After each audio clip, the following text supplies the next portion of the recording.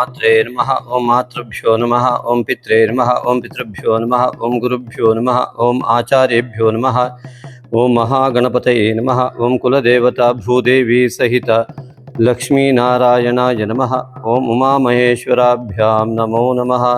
ಸಮಸ್ತ ಋಷಿ ಪರಂಪರೆಯನ್ನು ಸಮಸ್ತ ಗುರು ಪರಂಪರೆಯನ್ನು ತಲೆಬಾಗಿ ನಮಿಸುತ್ತಾ ಸಮಸ್ತ ಮಿತ್ರ ವೃಂದಕ್ಕೆ ನಮಸ್ಕಾರಗಳು. ಜ್ಯೋತಿಷಕ್ಕೆ ಹೇಗೆ ಸಂಪರ್ಕಿಸಬೇಕು, ಎಷ್ಟು ಫೀಸ್ ಕಟ್ಟಬೇಕು, ಮತ್ತು ಜನ್ಮ ತಾರೀಕು ಇತ್ಯಾದಿಗಳು, ಜಾತಕ ಇಲ್ಲದಿದ್ದವರು ಏನು ಮಾಡಬೇಕು, ಹೇಗೆ ಸಂಪರ್ಕಿಸೋದು ಅಂದರೆ ನೀವು ಈ ಸಂಖ್ಯೆಗೆ ನಿಮ್ಮ ಹೆಸರನ್ನು ವಾಟ್ಸಪ್ ಮಾಡಿ ಮಾಹಿತಿ ಪಡೆಯಿರಿ.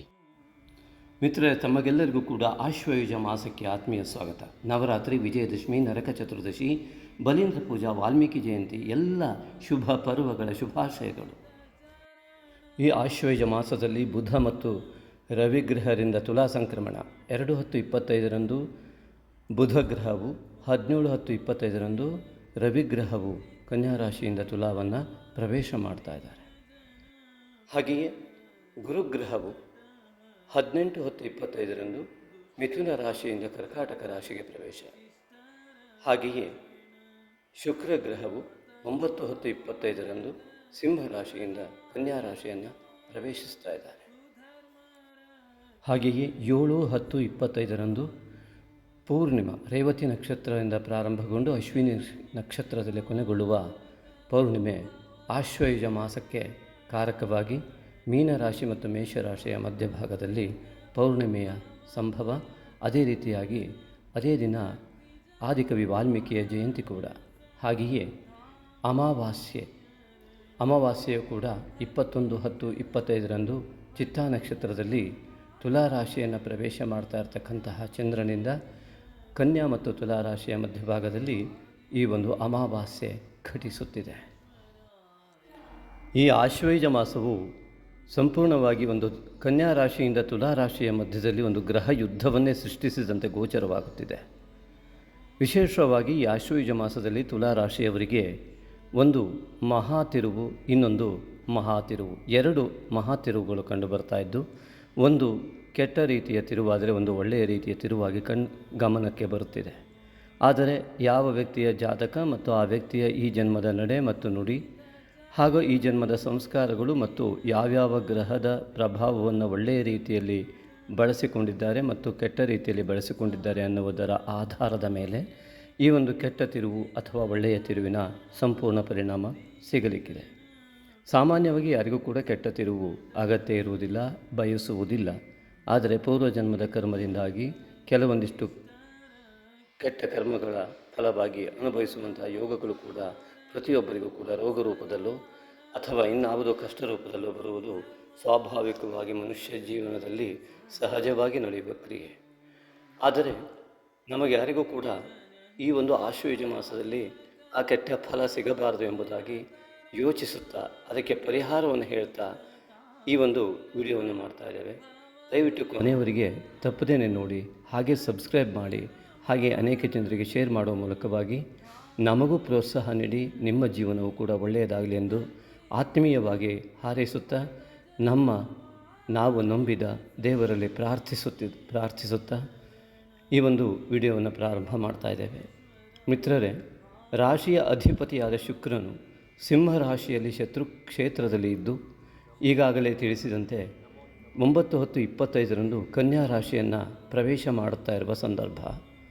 ರಾಶಿಯ ಅಧಿಪತಿಯು ಕನ್ಯಾ ರಾಶಿಗೆ ಬಂದು 12ನೇ ಮನೆಯಲ್ಲಿ ಬಂದಾಗ ಶುಕ್ರನಿಗೆ ನೀಚ ಸ್ಥಾನವಾಗಿರುವಂತಹ ಈ ಒಂದು ಅಷ್ಟಮಾಧಿಪನೂ ಆಗಿರುವಂತಹ ಶುಕ್ರನು ನೀಚ ಸ್ಥಾನವನ್ನು ಹೊಂದುತ್ತಾ ಇರುವಂಥದ್ದು ಆರ್ಥಿಕ ಕಾರಕನಾಗಿರುವ, ಹೆಂಡತಿ ಕಾರಕನಾಗಿರುವಂತಹ ಈ ಒಂದು ಸ್ತ್ರೀಕಾರಕ ಶುಕ್ರನು ನೀಚ ಸ್ಥಾನಕ್ಕೆ ಹೋಗುವುದರಿಂದಲ್ಲಿ ಜಾಗತಿಕವಾಗಿ ಸ್ತ್ರೀಯರಲ್ಲಿ ಅನೇಕ ವಿಧವಾದ ದೋಷಗಳು ಉಂಟಾಗುವ ಎಲ್ಲ ಲಕ್ಷಣಗಳು, ಸಂಸ್ಕಾರಹೀನತೆಯು ಒಂದು ಕಡೆ ಕಂಡು ಬರ್ತದೆ. ಹಾಗಾಗಿ ತುಲಾ ರಾಶಿಯವರು ಸಂಸ್ಕಾರಹೀನರಾದರೆ ಇದರ ಕೆಟ್ಟ ಪರಿಣಾಮವನ್ನು ಅನುಭವಿಸುವಂತಹ ಒಂದು ಸಾಧ್ಯತೆಗಳು ಈ ಒಂದು ತುಲಾ ರಾಶಿಗೆ ಶುಕ್ರ ಪ್ರವೇಶ ಆಗುವುದರಿಂದ ಕಂಡುಬರ್ತದೆ. ಸಂಸ್ಕಾರವೊಂದೇ ಆ ಸ್ತ್ರೀಯರನ್ನು ಉತ್ತಮ ಮಾರ್ಗಕ್ಕೆ ಕೊಂಡೊಯ್ಯಲು ಸಾಧ್ಯ. ಕಾಲಘಟ್ಟದಲ್ಲಿ ಈ ಶನಿ ಶುಕ್ರ ದೃಷ್ಟಿ ಇರುವಂತಹ ಈ ಒಂದು ಸಂದರ್ಭದಲ್ಲಿ 6ನೆಯ ಮನೆಯಲ್ಲಿರುವಂತಹ ಶನಿಯಿಂದ ಶುಕ್ರ ದೃಷ್ಟಿಯು ಇರುವುದರಿಂದಾಗಿ ಅಸಂಸ್ಕಾರರಿಗೆ ಅತಿ ಕೆಟ್ಟ ಫಲಗಳು ಸಾಮಾಜಿಕವಾಗಿ ಲಭ್ಯವಾಗುವ ಎಲ್ಲ ಲಕ್ಷಣಗಳು ಕೂಡ ಇಲ್ಲಿ ಕಂಡುಬರ್ತದೆ.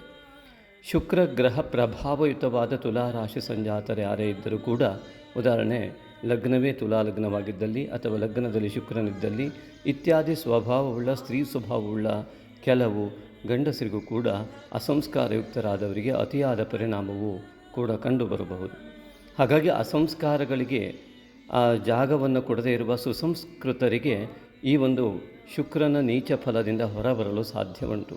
ಹಾಗಾಗಿ ಸುಸಂಸ್ಕಾರವನ್ನು ಬೆಳೆಸಿಕೊಳ್ತಾ ಲಕ್ಷ್ಮೀನಾರಾಯಣ ಹೃದಯ ಪಾರಾಯಣ ಅಥವಾ ಲಕ್ಷ್ಮೀನಾರಾಯಣ ಅಷ್ಟೋತ್ತರವನ್ನು ನಿತ್ಯ ಮಾಡಿ ಅದರ ಕುಂಕುಮವನ್ನು ಹಣೆಗೆ ಧರಿಸುವುದರಿಂದ ಆರ್ಥಿಕ ನಷ್ಟ ಹಾಗೂ ಯಾವ ಗೌರವವು ನಷ್ಟವಾಗಬಲ್ಲದು ಸಮಾಜದಲ್ಲಿ, ಆ ಅಗೌರವದಿಂದ ಹೊರಗೆ ಬಂದು ಗೌರವಯುತವಾದ ಬಾಳ್ವೆಗೆ ದಾರಿ ಈ ಶುಕ್ರನಿಂದ ಉಂಟಾಗಬಹುದು. ಹಾಗಾಗಿ ಈ ಶುಕ್ರ ಗ್ರಹದಿಂದ ಉಂಟಾಗುವ ದೋಷಕ್ಕೆ ದುರ್ಗಿಯ ಆರಾಧನೆ, ಬುಧನ ಮನೆಯನ್ನು ಪ್ರವೇಶ ಮಾಡ್ತಾ ಇರುವ ಶುಕ್ರನ ಒಂದು ದೋಷ ನಿವಾರಣೆಗೆ ಲಕ್ಷ್ಮೀನಾರಾಯಣ ಅಷ್ಟೋತ್ತರ ಅತಿ ಉತ್ತಮವಾದ ಪರಿಹಾರದ ಜೊತೆಗೆ ಹನುಮಾನ್ ಚಾಲೀಸವನ್ನು ಸಿಂಧೂರವನ್ನು ಹಿಡಿದು ಆ ಸಿಂಧೂರವನ್ನು ಕೈಯಲ್ಲಿ ಹಿಡಿದುಕೊಂಡು ಹನುಮಾನ್ ಚಾಲೀಸ್ ಪಠನೆ ಮಾಡಿ ಅದನ್ನು ಹಣೆಗೆ ತಿಲಕದ ರೂಪದಲ್ಲಿ ಧರಿಸುವಂಥದ್ದು ಕೂಡ ಕೆಲಸ ಕಾರ್ಯಗಳಲ್ಲಿ ಯಶಸ್ಸನ್ನು ಪಡೆಯುವುದಕ್ಕೆ ಅವಕಾಶವನ್ನು ಉಂಟು ಮಾಡ್ತಾ ಇದ್ದಾನೆ ಈ ಶುಕ್ರ.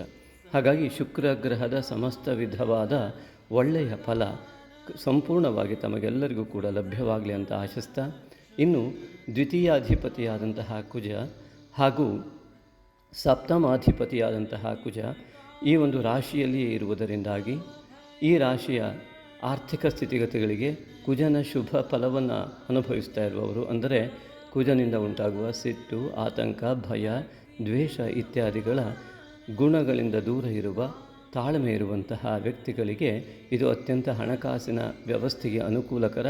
ಮತ್ತು ಇನ್ನೊಂದು, ಪ್ರೇಮಿಗಳಲ್ಲಿ ಅತ್ಯುತ್ತಮವಾದ ಪ್ರೇಮಿಯ ಆಯ್ಕೆ ಅಥವಾ ಉತ್ತಮವಾದ ವಿವಾಹ ಯೋಗಗಳು ಅವರವರ ಜಾತಕ ಕುಂಡಲಿಯ ಪ್ರಕಾರ ಲಭ್ಯವಾಗುವ ಯೋಗ. ಇದೇ ಕುಜನ ಸಿಟ್ಟು, ಅಳು, ಬೇಸರ, ಆತಂಕ, ಒತ್ತಡ, ಅತಿಯಾದ ಮಾನಸಿಕ ಒತ್ತಡ ಇತ್ಯಾದಿಗಳನ್ನು ತೆಗೆದುಕೊಳ್ಳುವಂತಹ ವ್ಯಕ್ತಿಗಳಿಗೆ, ಕುಜ ದೋಷವನ್ನು ಹೆಚ್ಚಿಗೆ ಮಾಡಿಕೊಳ್ತಾ ಇರುವಂಥ ವ್ಯಕ್ತಿಗಳಿಗೆ ದಾಂಪತ್ಯದಲ್ಲಿ ವಿರಸ ಮತ್ತು ಪ್ರೇಮಿಗಳಿಗೆ ಭಂಗ, ಪ್ರೇಮ ಭಂಗ ಇತ್ಯಾದಿಗಳು ಉಂಟಾಗುವ ಒಂದು ಮಾಸವೇ ಈ ಒಂದು ಆಶ್ವಯುಜ ಮಾಸ. ಕುಜನ ಶುಭ ಪ್ರಭಾವಕ್ಕೆ ತಾವೆಲ್ಲರೂ ಕೂಡ ಒಳಗಾಗಿ ಎಂಬುದಾಗಿ ನಾನು ಪ್ರಾರ್ಥಿಸ್ತಾ, ಇನ್ನು ಬುಧ ಗ್ರಹವು ಕೂಡ ಇದೇ ರಾಶಿಯಲ್ಲಿದೆ ಎಂಬುದನ್ನು ಮತ್ತೆ ಗಮನಿಸೋಣ. 3ನೇ ಮನೆಯ ಅಧಿಪತಿಯಾದ ಧನು ರಾಶಿಯ ಅಧಿಪತಿಯಾದ ಗುರುವು ಮಿಥುನದಲ್ಲಿ ಭಾಗ್ಯದಿಂದ ಕರ್ಕಾಟಕಕ್ಕೆ ಬರ್ತಾ ಇರುವಂಥದ್ದು ಇದು ಅತ್ಯಂತ ಒಳ್ಳೆಯ ಜೀವನದ ಮಹಾ ತಿರುವು ಎಂಬುದಾಗಿ ಕಂಡುಬರ್ತದೆ. ತುಲಾರಾಶಿಯವರಲ್ಲಿ ಯಾರೆಲ್ಲ ಗುರುತತ್ವವನ್ನು ಜಾಗೃತ ಮಾಡಿಕೊಂಡವರಿದ್ದಾರೋ ತಾಯಿ ತಂದೆಗೆ ನಿತ್ಯ ನಮಸ್ಕಾರ ಮಾಡ್ತಾ, ಗುರು ಗಣಪತಿ ಕುಲದೇವತೆಗಳನ್ನು ಆರಾಧನೆ ಮಾಡ್ತಾ, ಗುರು ಹಿರಿಯರಲ್ಲಿ ವಿನಯಪೂರ್ವಕವಾಗಿ ನಡೆದುಕೊಳ್ಳುತ್ತಾ, ಉತ್ತಮ ಸಂಸ್ಕಾರಯುಕ್ತರಾಗಿ ಸಂಸ್ಕಾರಕಾರಕನಾದ ಗುರುವಿನ ಫಲವನ್ನು ವಿಶಾಲ ಮನೋಭಾವನೆ ಹೊಂದಿದವರಾದ ತುಲಾರಾಶಿಯವರು ಉತ್ತಮ ಫಲವನ್ನು, ಅತ್ಯುತ್ತಮ ಫಲವನ್ನು ಪಡೆಯುವಂತಹ ದಿನವೇ ಈ ಒಂದು ಗುರುಗ್ರಹ ಭಾಗ್ಯದಿಂದ ಕರ್ಮಸ್ಥಾನಕ್ಕೆ ಪ್ರವೇಶ ಮಾಡ್ತಾ ಇರುವಂತಹ ಸ್ಥಿತಿಗತಿಗಳಿಂದ ಪಡೆಯುತ್ತಾರೆ. 18/10/25 ಕರ್ಕಾಟಕಕ್ಕೆ ಪ್ರವೇಶ ಮಾಡುವ ಗುರು ನಿಮ್ಮ ಕುಲದೇವತಾ ಆರಾಧನೆಯ ಫಲ, ಪಿತೃವರ್ಗದ ಆರಾಧನೆಯ ಆ ಆಶೀರ್ವಾದದ ಬಲ ಎಲ್ಲವನ್ನು ಕೂಡ ಪಡೆದುಕೊಳ್ಳಲಿಕ್ಕೆ ಯೋಗ್ಯರಾಗ್ತೀರಿ. ಯಾರೋ ತಂದೆಯಲ್ಲಿ ತಾಯಿಯಲ್ಲಿ ಅತ್ಯುತ್ತಮ ಗೌರವ ಹೊಂದಿ ಉತ್ತಮ ಮನಸ್ತಾಪ, ಯಾವುದೇ ರೀತಿಯ ಮನಸ್ತಾಪವಿಲ್ಲದೆ ಉತ್ತಮವಾದ ಬಾಂಧವ್ಯವಿಟ್ಟುಕೊಂಡವರು ಹಾಗೂ ಪಿತೃವರ್ಗದ ಆಶೀರ್ವಾದ ಬಲವನ್ನು ಇನ್ನು ಇದುವರೆಗೂ ಪಡೆದವರು ಅತಿ ಸುಲಭವಾಗಿ ತಮ್ಮ ಕಾರ್ಯಸ್ಥಾನದಲ್ಲಿ, ಅಂದರೆ ವೃತ್ತಿ ಕ್ಷೇತ್ರದಲ್ಲಿ, ಜಾಬ್ ಇತ್ಯಾದಿಗಳಲ್ಲಿ ಅತ್ಯುತ್ತಮವಾದಂತಹ ಮಟ್ಟಕ್ಕೆ ಹೋಗುವ ಮತ್ತು ಮಾಡುವ ಕೆಲಸದಲ್ಲಿ ಅತಿ ದೊಡ್ಡ ಯಶಸ್ಸನ್ನು ಪಡೆಯುವಂತಹ ಮಹಾಯೋಗ ಈ ಗುರುಗ್ರಹದಿಂದ ಉಂಟಾಗತ್ತೆ.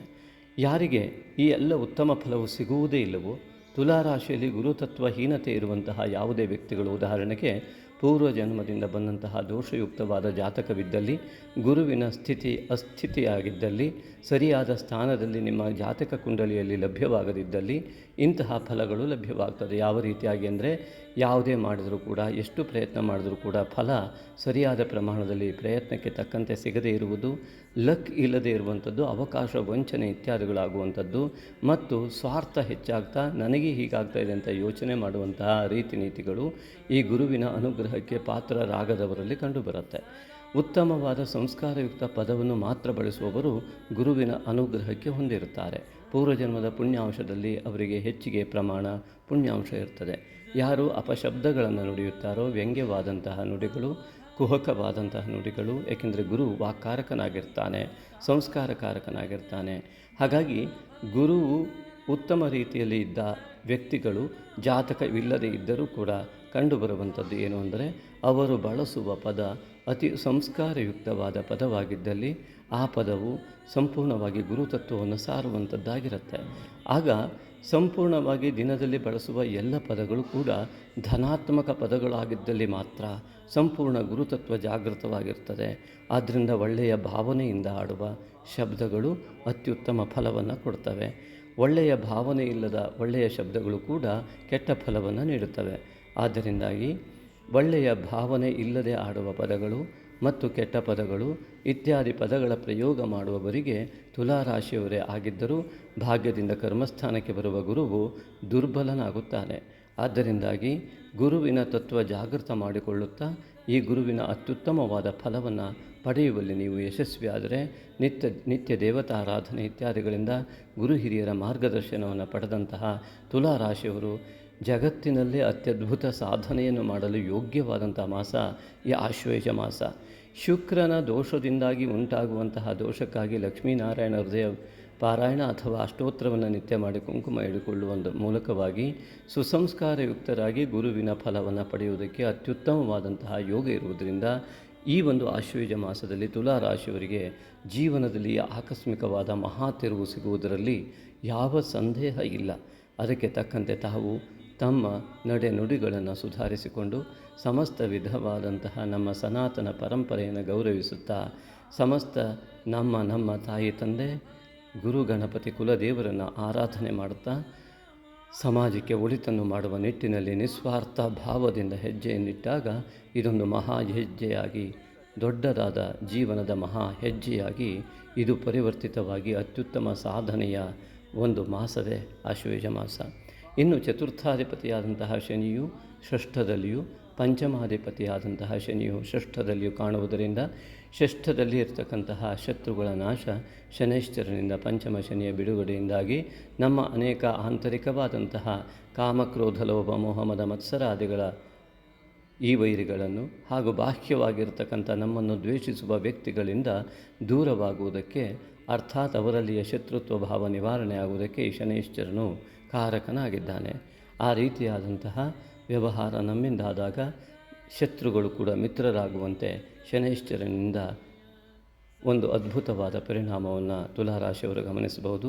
ಇನ್ನು ಪಂಚಮದಲ್ಲಿ ರಾಹು ಇರುವುದರಿಂದ ಹಠವನ್ನು ಬಿಟ್ಟು ಛಲವನ್ನು ಪಡೆದಂತಹ ವಿದ್ಯಾರ್ಥಿಗಳು ಜಗತ್ತಿನ ಮಟ್ಟದಲ್ಲಿ ಅಥವಾ ಜೀವನದ ಅತ್ಯುತ್ತಮವಾದ ವಿದ್ಯಾ ಸಾಧನೆಯನ್ನು ಮಾಡಬಲ್ಲರು.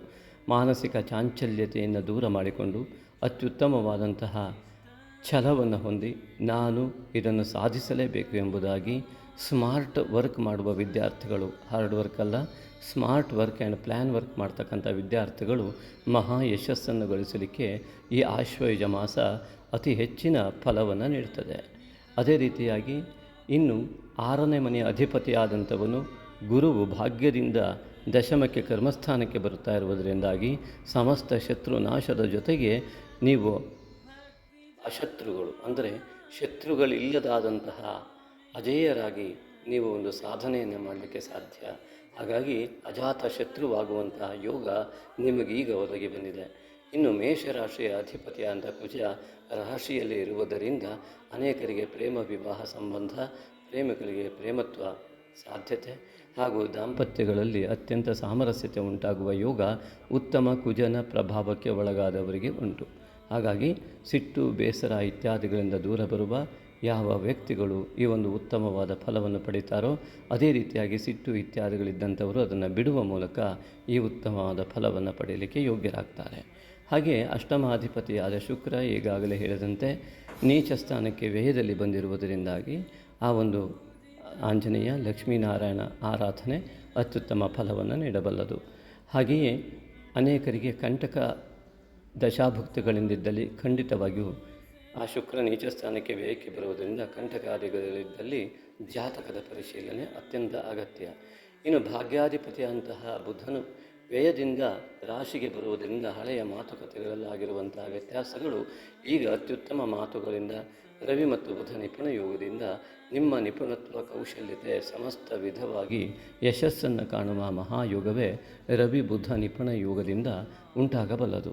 ಹಾಗಾಗಿ ಮಾತುಗಳಲ್ಲಿ ಸಂಸ್ಕಾರಯುಕ್ತವಾಗಿ ಆಂಜನೇಯನ ಆರಾಧನೆಯಿಂದ ನಿಮ್ಮ ನೈಪುಣ್ಯತೆ ಸಂಪೂರ್ಣ ಯಶಸ್ಸನ್ನು ಕಾಣಬಲ್ಲದು. ಇನ್ನು ಏಕಾದಶಿಯಲ್ಲಿ ಶುಕ್ರನಿದ್ದು ಅವನು ನೀಚ ಸ್ಥಾನಕ್ಕೆ ಬರ್ತಾ ಇರುವಂಥದ್ದು. ಆ ಒಂದು ಸಿಂಹರಾಶಿಯಲ್ಲಿ ಕೇತು ಇರುವುದರಿಂದ ಆಹಾರದ ಬಗ್ಗೆ ಅತಿ ಹೆಚ್ಚಿನ ಗಮನ ಕೊಡಿ. ಇದರಿಂದ ಅನಾರೋಗ್ಯವಾಗುವಂತಹ ಲಕ್ಷಣ ಇದ್ದು ಶುಕ್ರನ ನೀಚತ್ವಕ್ಕೂ ಕೂಡ ಆಸ್ಪತ್ರೆಗೆ ಹೆಚ್ಚು ಖರ್ಚಾಗುವಂತಹ ಎಲ್ಲ ಯೋಗಗಳು ಕಂಡುಬರುವುದರಿಂದ ಮೊದಲು ಆರೋಗ್ಯವನ್ನು ಅತಿ ಮುಖ್ಯವಾಗಿ ಗಮನಿಸ್ತಾ ಆರೋಗ್ಯಕ್ಕೆ ತಕ್ಕಂತಹ ಆಹಾರವನ್ನು ಸ್ವೀಕಾರ ಮಾಡುವಲ್ಲಿ ಅತಿ ಹೆಚ್ಚಿನ ಪ್ರಾಧಾನ್ಯತೆಯನ್ನು ಕೊಟ್ಟು ಈ ಒಂದು ಆಶ್ವೇಜ ಮಾಸದಲ್ಲಿ ಹಣಕಾಸಿನ ಹರಿವು ಬರುವುದನ್ನು ತಡೆದು ಖರ್ಚಾಗುವಂಥ ರೀತಿಗೆ ಅವಕಾಶ ಕೊಡದೆ ಅತಿ ಉತ್ತಮವಾದಂತಹ ಆರೋಗ್ಯವನ್ನು ಮೊದಲು ಕಾಪಾಡಿಕೊಳ್ಳಬೇಕಾಗಿ ತಮ್ಮಲ್ಲಿ ನನ್ನ ಆತ್ಮೀಯ ವಿನಂತಿ. ಯಾವುದೇ ರೀತಿಯಿಂದಲೂ ಕೂಡ ಸಣ್ಣ ವಿಧವಾದಂತಹ ರೋಗಗಳು ಈ ಒಂದು ಆಶ್ವೇಜ ಮಾಸದಲ್ಲಿ ಬಂದರೂ ಕೂಡ ಯಾವುದೇ ನಿರ್ಲಕ್ಷ್ಯ ಮಾಡದೆ ಆಯುರ್ವೇದ ಔಷಧಿಗೆ ಆಲೋಪಥಿಕ್ ಬೇಡ, ನೇರವಾಗಿ ಹೇಳ್ತಾ ಇದ್ದೇವೆ. ಗುರುವಿನ ಒಂದು ಅತ್ಯಂತ ಉತ್ತಮ ಪ್ರಭಾವ ಮತ್ತು ಶುಕ್ರನ ನೀಚತ್ವ ನಿಮಗೆ ಆಯುರ್ವೇದ ಔಷಧಿಯಿಂದ ಮಾತ್ರ ಹಣಕಾಸು ಸ್ವಲ್ಪ ಕಡಿಮೆಯಲ್ಲಿ ಖರ್ಚಿನಲ್ಲಿ ಅತಿ ಸುಲಭವಾಗಿ ಸರಿಯಾದ ಪರಿಹಾರ ಸಿಗಲಿಕ್ಕೆ ಸಾಧ್ಯ. ಶುಕ್ರನ ನೀಚತ್ವದಿಂದ ಅಲೋಪಥಿಕ್ ಇತ್ಯಾದಿಗಳಲ್ಲಿ ಮಿಸ್ಗೈಡ್ ಆಗಿ ಮಾತ್ರೆ ರಿಯಾಕ್ಷನ್ ಆಗುವ ಸಾಧ್ಯತೆಗಳು ಇರ್ತದೆ. ಸರಿಯಾದ ಪರಿಶೀಲನೆ ಮಾಡಿಕೊಂಡು ಉತ್ತಮ ಆಯುರ್ವೇದ ವೈದ್ಯರನ್ನು ಭೇಟಿಯಾಗಿ ದೇವತಾರಾಧನೆ ಮೂಲಕ ಔಷಧಿಯನ್ನು ತೆಗೆದುಕೊಳ್ಳಿ. ಉತ್ತಮ ಆರೋಗ್ಯವನ್ನು ನಿಮ್ಮದಾಗಿಸಿಕೊಂಡು ಅತಿ ಮೊದಲ ಪ್ರಾಧಾನ್ಯತೆಯನ್ನು ಈ ಮಾಸದಲ್ಲಿ ಆರೋಗ್ಯಕ್ಕೆ ಕೊಡಬೇಕಾಗಿ ತಮ್ಮಲ್ಲಿ ಆತ್ಮೀಯ ವಿನಂತಿ ಕೂಡ ಮಾಡಿಕೊಳ್ತಾ ಇದ್ದೇನೆ. ಮಿತ್ರರೇ, ನಮ್ಮ ಚಾನಲನ್ನು ಖಂಡಿತವಾಗಿಯೂ ಸಬ್ಸ್ಕ್ರೈಬ್ ಮಾಡಿಕೊಳ್ಳಿ ಅಂತ ತಮ್ಮಲ್ಲಿ ವಿನಂತಿ. ಹಾಗೆಯೇ ಶೇರ್ ಮಾಡುವ ಮೂಲಕವಾಗಿ ನಮ್ಮ ಈ ಉತ್ತಮ ಮಾಹಿತಿಯ ವಿಡಿಯೋಗಳನ್ನು ಎಲ್ಲರಿಗೂ ಕೂಡ ಹಂಚಬೇಕಾಗಿ ವಿನಂತಿ. ಮತ್ತು ಸಬ್ಸ್ಕ್ರೈಬ್ ಮಾಡುವ ಮೂಲಕವಾಗಿ ನಮ್ಮ ಎಲ್ಲ ವಿಡಿಯೋಗಳು ಕೂಡ ನಿಮಗೆ ಲಭ್ಯವಾಗುವಂತೆ ಕಲ್ಪಿಸಿಕೊಳ್ಳಿ ಎಂಬ ವಿನಂತಿಯ ಜೊತೆಗೆ ನಿಮ್ಮ ಸಂಸ್ಕಾರಕ್ಕೆ ತಕ್ಕಂತೆ ಈ ಕಾಮೆಂಟ್ಗಳನ್ನು ಮಾಡಬೇಕಾಗಿ ತಮ್ಮಲ್ಲಿ ವಿನಂತಿ ಮಾಡಿಕೊಳ್ತೇನೆ. ಮತ್ತು ಮುಖ್ಯವಾದ ವಿಷಯಕ್ಕೆ ಬರ್ತೇನೆ ಮಿತ್ರರೇ. ಈ ಕಾಲಘಟ್ಟದ ವಿದ್ಯಾರ್ಥಿಗಳಲ್ಲಿ ನಿರಾಸೆ ಹತಾಶಗಳು ಹೆಚ್ಚುತ್ತಿದ್ದು ಸಂಸ್ಕಾರದ ಪ್ರಮಾಣವೂ ದಿನೇ ದಿನೇ ಕುಗ್ಗುತ್ತಿದ್ದು ಅವರ ಉತ್ತಮ ಯಶಸ್ಸಿನ ದಾರಿ ದುರ್ಗಮವಾಗುತ್ತಿದೆ. ಅಂತೆಯೇ ವಿವಾಹ ಸಮಯಕ್ಕೆ ಕಾಲಿಡುತ್ತಿರುವ ಯುವಕ ಯುವತಿಯರು ಕಾಲಘಟ್ಟದ ಅನಿವಾರ್ಯತೆಯ ಹೊಡೆತಕ್ಕೆ ಸಿಲುಕಿ ಜೀವನ ನಿರೂಪಣೆಯ ದಾರಿಯಲ್ಲಿ ಭಯ ಆತಂಕಗಳಿಗೆ ಸಿಲುಕಿ ತ್ರಿಶಂಕು ಜೀವನ ನಡೆಸುತ್ತಾ ಇತ್ತ ದೇವರನ್ನು ಜ್ಯೋತಿಷವನ್ನು ನಂಬಲಾಗದ ಸ್ಥಿತಿಯಲ್ಲೂ ಅತ್ತ ಜಾಬ್ ಪಡೆದುಕೊಳ್ಳುವಲ್ಲಿ ಮತ್ತು ಅದರಲ್ಲಿ ಯಶಸ್ಸನ್ನು ಪಡೆಯುವಲ್ಲಿ ಹಿನ್ನಡೆ ಪಡೆದು ಜೀವನವನ್ನು ಅರ್ಥಹೀನವನ್ನಾಗಿ ಮಾಡಿಕೊಳ್ಳುವತ್ತ ದಿಗ್ಭ್ರಮೆಗೆ ಸಿಲುಕಿರುವುದು ಕಹಿ ಸತ್ಯ. ತಮ್ಮ ಮಗಳು ಮತ್ತು ಮಗ ಇದನ್ನೆಲ್ಲ ನಂಬುವುದಿಲ್ಲ ಸ್ವಾಮಿ ಎನ್ನುವರು ನಮ್ಮಲ್ಲಿ ಅವರನ್ನು ಕರೆದುಕೊಂಡು ಬನ್ನಿ. ಅವರು ಖಂಡಿತ ಕೆಟ್ಟವರಲ್ಲ. ಅವರು ನಿಮ್ಮ ಮಕ್ಕಳು ಕಾಲಘಟ್ಟದ ಪರಿಣಾಮಕ್ಕೆ ಒಳಗಾಗಿರುತ್ತಾರೆ. ಸರಿಯಾದ ಅರಿವು ಮೂಡಿಸಿ ಸರಿಯಾದ ಮಾರ್ಗದರ್ಶನ ನೀಡಿ ಅವರ ಬಾಳು ಬೆಳಕಾಗುವಂತೆ ಮಾಡೋಣ. ಬನ್ನಿ, ಕೈ ಜೋಡಿಸಿ. ಅಂತೆಯೇ ಇವತ್ತಿನ ಸಮಾಜದಲ್ಲಿ ಅದೆಷ್ಟು ಅಧ್ಯಯನ ಮಾಡಿ ಉತ್ತಮವಾದಂತಹ ಜಾಬಲ್ಲಿ ಇದ್ದು ಉತ್ತಮವಾದ ಧನವನ್ನು ಸಂಗ್ರಹಿಸುತ್ತಿದ್ದರೂ ಕೂಡ ನೆಮ್ಮದಿ ಇಲ್ಲದೇ ಇರುವಂತಹ ಜೀವನವನ್ನು ಸಾಗಿಸುತ್ತಿರುವವರ ಸಂಖ್ಯೆ ಹೆಚ್ಚುತ್ತಿರುವುದು ನಿರಾಶಾದಾಯಕ. ಅಂತಹ ಯಾವುದೇ ಸಂದರ್ಭದಲ್ಲಿ ಖಂಡಿತವಾಗಿಯೂ ನಮ್ಮನ್ನು ಭೇಟಿಯಾಗಿ ಸರಿಯಾದ ಮಾರ್ಗದರ್ಶನ ಪಡೆಯಬೇಕಾಗಿ ತಮ್ಮಲ್ಲಿ ವಿನಂತಿ ಮಾಡಿಕೊಳ್ಳುತ್ತೇನೆ. ಲೋಕ ಸಮಸ್ತ ಸುಖಿನೋ ಭವಂತು. ಧನ್ಯವಾದಗಳು ಮಿತ್ರರೇ.